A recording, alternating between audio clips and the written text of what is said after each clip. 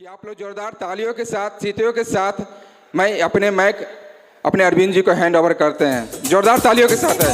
Thank you.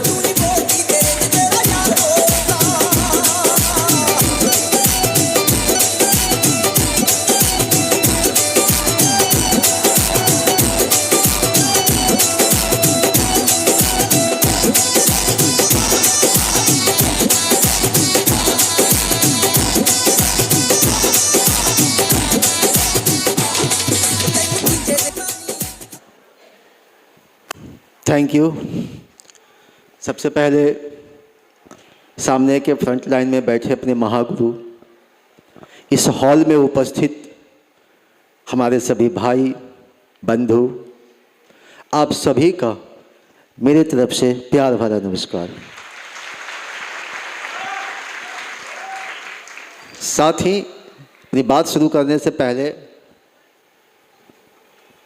मैं परमपिता परमात्मा को धन्यवाद देना चाहूँगा कि उन्होंने मानव के रूप में इस धरती पर भेजा।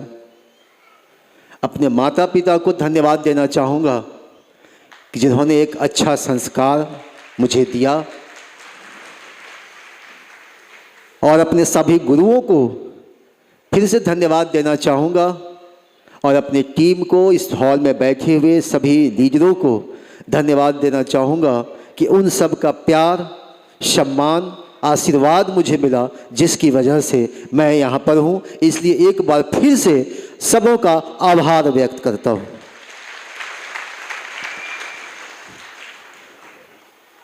दोस्तों, मेरा नाम अरविंद प्रसाद साहब, समस्तीपुर एक शहर है, जिला, वहीं से मैं बिलोंग करता हूँ। पेशे से मैं मूल रूप से टीचर हूँ। 94 में मेरा टीचर में अपॉइंटमेंट हुआ और 95 में मेरी शादी हुई। 94 में मैं जॉब में आया और 95 में मेरी शादी हुई। ऐसा लग रहा था कि पूरी दुनिया हरी भरी है। जॉब भी मिल गया, उसके बाद से शादी भी हो गई, संजोग ऐसा है 95 में। लेकिन धीरे धीरे वो हरापन समाप्त होने लगा, उजाड़ सा दिखने लगा। जब धीरे धीरे परिवार में बच्चे आए, खर्च का दायरा बढ़ा, तो लगा कि नहीं, अब वो हरियाली नहीं है।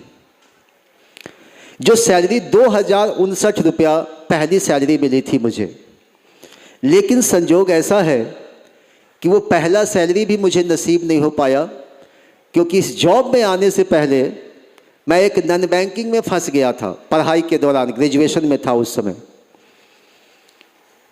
और 30 रुपया महीना का खाता खोला था कुछ लोगों का। मैं भी अपना जमा कर रहा था और कुछ लोगों का जमा करवा रहा था।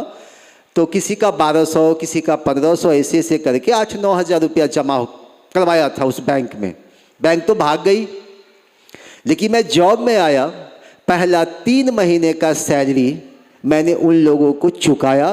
किन्हीं का 800, किन्हीं का 1200, किन्हीं का 1500 रुपया।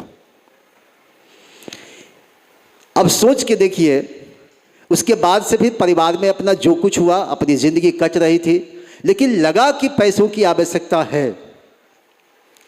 तो मैं क्या किया, अपने स्कूल के अलावा, क्योंकि मैं स्कूल में, एक संजोग ऐसा है कि मैं जन्मजात हेडमास्टर रहा हूँ।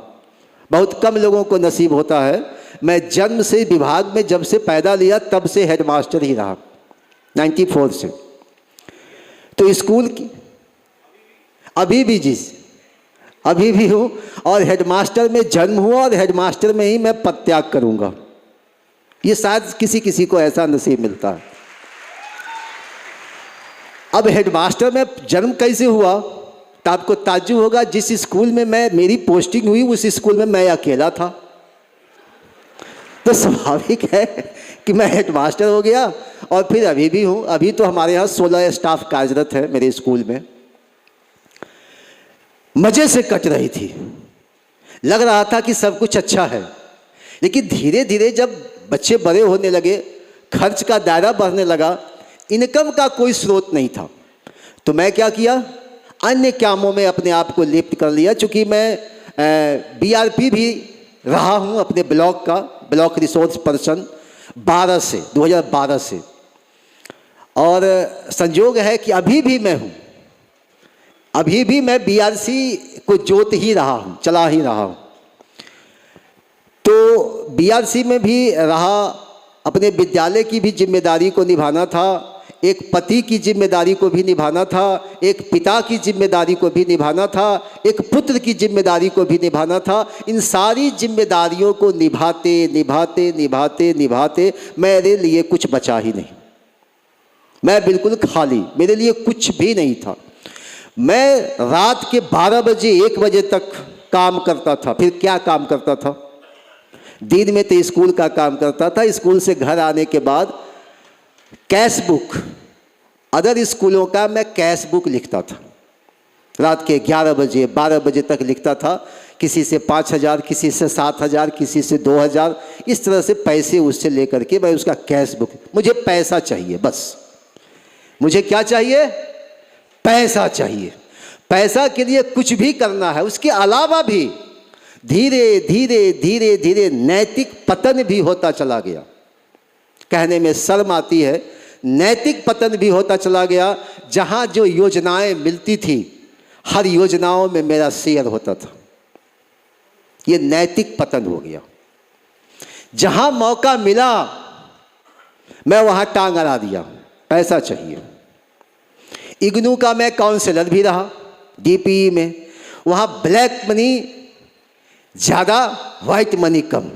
वाइट मनी से ज़्यादा ब्लैक मनी कमाया मैंने वहाँ। हर जगह अपना पैर जमाया, हर जगह सिक्का जमाया। बस मेरी एक आदत थी कि मैं जहाँ भी होता था सबसे आगे होता था। जिस किसी भी काम में हाथ डालता था वहाँ मंजिल तक पहुँचता था। ये मेरी आदत रही थी। मैं जब ताजपुर में मेरा ट्रांसफ़र हुआ, मेरा ब्लॉक का पहला स्कूल है, अपने ब्लॉक का यूँ कहिए जिला में इक्का दुक्का मिलता होगा, जहाँ मैंने अपने चैम्बर को सजाया, पूरा वो लगा के कारपेट वगैरह गुलदस्ता वगैरह लगा के। ज़िंदगी में कभी मूविंग चेयर पर तो बैठा नहीं था। उस स्कूल में मैं मूविंग चेयर पर बैठा, एकदम शानदार। और इतना शानदार कि वहाँ के बीडीओ साहब का भी वैसा चैम्बर नहीं होगा। बीडीओ साहब एक दिन संजोग से मेरे स्कूल पर पहुँचते हैं।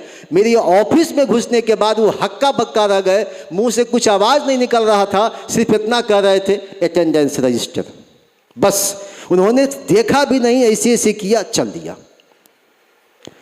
उनका मेरा ऐसा मोटो था, फेस को चमकाना है, चेहरा को चमकाना है। बैक में कितना काला हो वो तो ढक जाएगा, लेकिन चेहरा बिल्कुल सफ़ेद होना चाहिए। मतलब अपनी की गई गलतियों पर पर्दा डालने में भी मैं माहिर था। अपनी दुनिया में मस्त, पैसा तो दबा के कमा ही रहा था, चाहे वो जायज़ हो चाहे नाजायज़ हो। संजोग में मेरी ज़िंदगी में कुछ और लिखा था, प्रकृति कुछ सोच रखी थी। संजोग की एक बात है कि एक दिन हमारे 2 लीडर आज हमारे इस बीच हॉल में उपस्थित भी हैं, एक मित्र भी हैं, दोनों मित्र ही हैं। रात में 8 साढ़े 8 बजे मेरे घर पे पहुंचते हैं। लेकिन उससे पहले 1-1.5 साल पहले मैं सेफ शॉप के बारे में सुना था, सिक्योर लाइफ के बारे में सुना था, मैं सिर्फ सुना था। एक मेरे मित्र हैं, वो जहाँ कहीं भी मिलते थे चौक पर, अरविंद जी आपको एक बढ़िया बिजनेस ज्वाइन करना है। कौन बिजनेस है वो? है बढ़िया बिजनेस है, बस कुछ लोगों को ज्वाइन कराना है, एक बार सामान खरीदना है। ऐसी गलती हम लोग भी करते हैं, वही गलती वो भी किया करते थे। जहाँ कहीं भी मिलते थे चौक पर बस बोलते थे, ना कभी प्लान देखा ना कुछ, कभी बस चौक पर बताना है। मैं उनकी बात को हंस के टाल देता था कि दुनिया में सारा काम कीजिए, नेटवर्किंग मत कीजिए। क्यों? क्योंकि वो शख्स आपके सामने खड़ा है जो अपने 3 महीने की सैलरी चुकाया है। तो नेटवर्क सबसे सख्त नफरत। मैं नेटवर्क करने वाले लोगों को मानता था कि ये 3 नंबर का आदमी है, 1 नंबर आदमी तो ये हो ही नहीं सकता। जितना दुनिया का फरेब है